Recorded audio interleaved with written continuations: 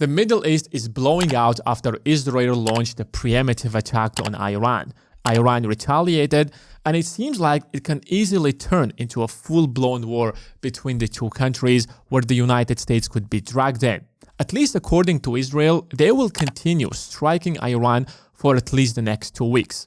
The good news is that Marco Rubio, the Secretary of the State, claims that the United States was not participating in these strikes against Iran.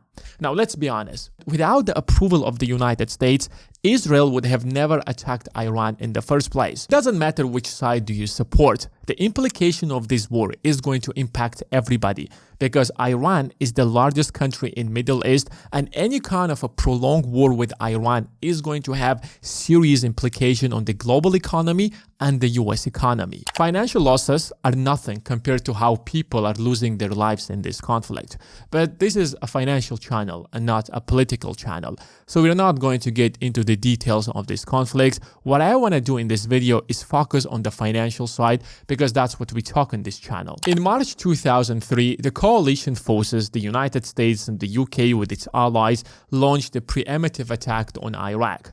The war with Iraq should not have lasted for more than 2 weeks because the coalition forces were significantly more technologically superior. 2 weeks, they entered, captured the capital, the United States declares victory, and the US troops, together with the coalition, returned back to their countries. That was the plan, at least on paper. However, the absolute opposite has happened. After capturing the capital of Iraq, US forces realized that winning a war and capturing a capital is one thing, and controlling an entire country with a population of tens of millions is a completely different story, which is why wars often cost trillions of dollars and are very difficult to end. If it wasn't for the Iraq war, we might not have had in the first place high oil prices. First of all, Iraq was one of the largest oil producers in the world, and the entire region is responsible for at least 30% of the global oil supply. Any kind of destabilization in that region is going to disrupt supply chains, which is going to create a deficit in the market. That raises fuel prices, and transportation costs for everything significantly rises. So anything that is being delivered with cars, planes, and trucks instantly is going to see a price hike. But that was just part of the problem. The biggest problem was that what's supposed to be a very quick military operation turned into a full-blown war that costed the United States anything between $3 to $6 trillion. And according to some estimates, it might have cost the United States up to $10 trillion. Because wars aren't just about very superior technological equipments that you can use. It's not just about sending F-16s. But after the war, you will have a bunch of veterans that you're supposed to take care of and pay disability benefits for years to come after that. The government, of course, could not afford the war, which is why the government borrowed trillions of dollars to finance the war in the first place. The national debt spiraled out of control, costing the United States trillions of dollars, especially when after that, the United States faced the Great Recession, which again costed the government trillions of dollars to save the economy from one of the worst crises in the history of the United States. The defense budget tripled over the course of the 9 years as the United States was actively conducting military operations in Iraq. The problem is that any kind of government spending is inflationary, which reduces the value of your money. How does the government get the money in the first place? Either it's going to borrow money directly from the Fed, and that's what we call printing money, which means that the Fed prints the money and loans it to the government of the United States, which directly increases the supply of money in the market, which creates inflationary environment. Secondly, the government can borrow money from the public by selling government bonds, but that's also inflationary because increasing the size of the debt indirectly increases the global money supply within the market. More dollars in the economy are going to reduce the value of the existing dollars within the entire economy, which means that your $100,000 income from now onwards will be able to buy less things.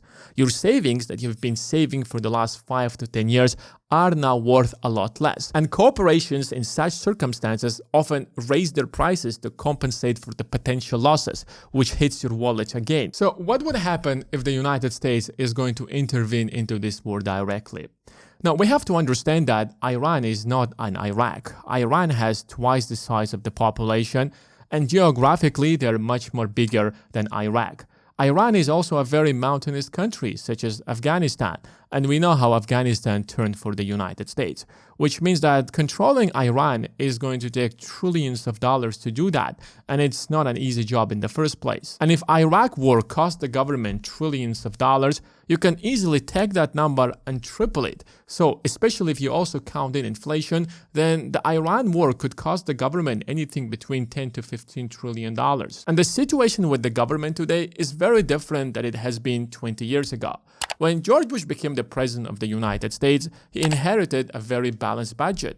In fact, the United States used to run a surplus back in the days because Bill Clinton fixed that problem. Today, the situation is completely opposite. The government is running a $2 trillion deficit.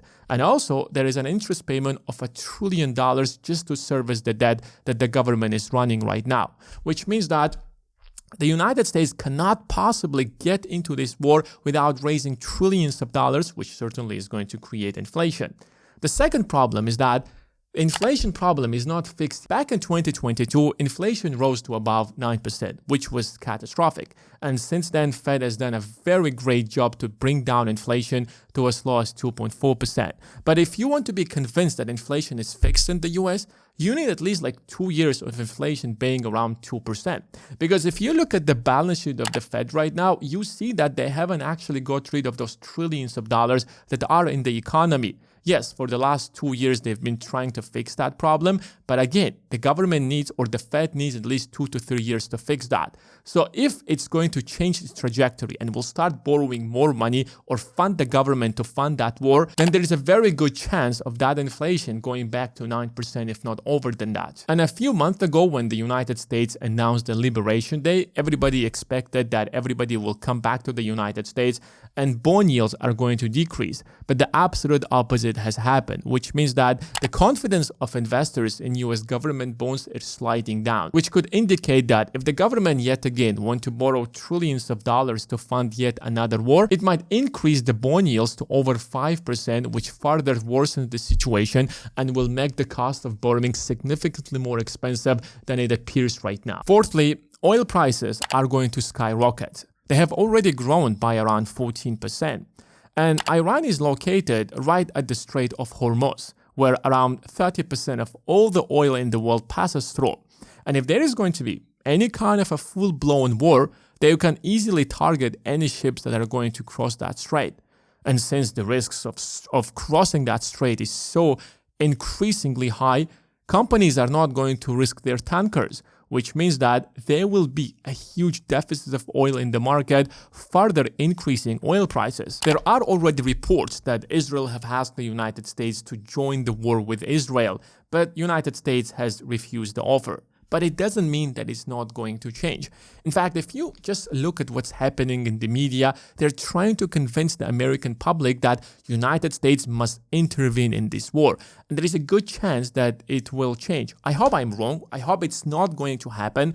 But I see 3 reasons why the United States could get into this war within the next couple of weeks. First of all, United States is already helping Israel to intercept Iranian missile, which means that it's already part of the conflict. That could push Iran to retaliate by attacking United States bases that are helping Israel in the first place. And United States can use that as an excuse to say to American public that we don't want to participate in this conflict, but look, they have attacked us and now we have a responsibility to fight back, and that could drag United States into this war.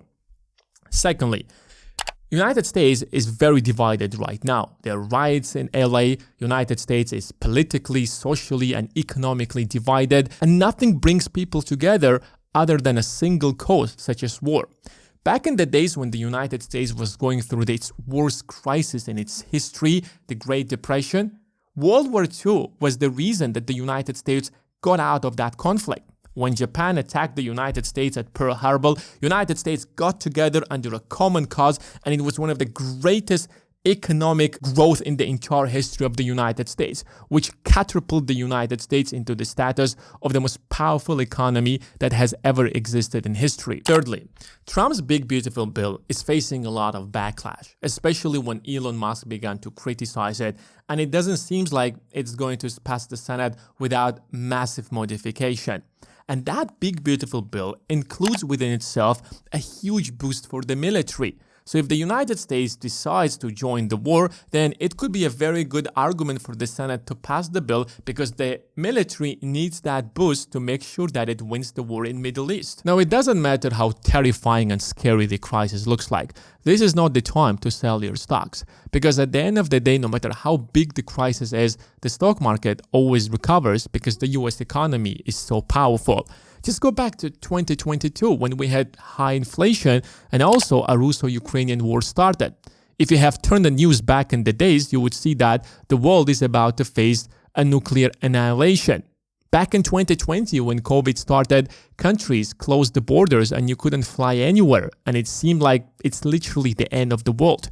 And yet, the S&P 500 in the last 5 years has doubled, and some stocks have increased by 500% up to 1,000%. So this is not the time to sell your stocks or get emotional and get out of the markets. If a full-blown war actually happens, the markets will react certainly, because it will certainly create some sort of panic in the market. But remember, it is going to bounce back. Now, if you want to know more about our academy, make sure to check the link in the description of this video. That's it for today. Thanks for watching and see you.